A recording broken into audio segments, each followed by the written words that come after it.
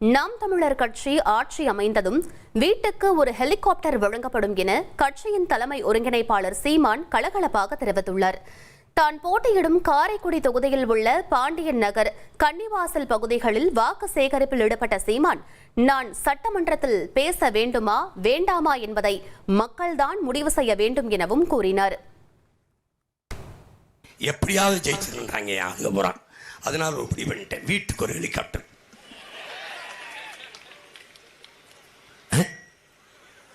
அது ஏன் அவங்கெல்லாம் சொன்னா சிரிப்பு வர மாட்டேங்குது? அண்ணன் ஏன் உனக்கு என்னை பார்த்தா நக்கலா இருக்குன்னு நான் கொடுக்க மாட்டேன்னு நினைக்கிறேன். ஒவ்வொரு குடும்ப தலைவிக்கும் ஒவ்வொரு கிலோ தங்கம், தாலிக்கு தங்கம் கிடையாது. புதுசாக திருமணமாக பெண்களுக்கு ஒவ்வொரு கிலோ வைரம். அதுவும் ஹனிமூன் கப்பல் திருமணமான பெண்கள் அந்த ஜோடியை எந்த நாட்டுக்கு விரும்புகிறார்களோ அந்த நாட்டுக்கு தேனிலவுக்கு அரசு செலவில் அனுப்பி வைக்கும்.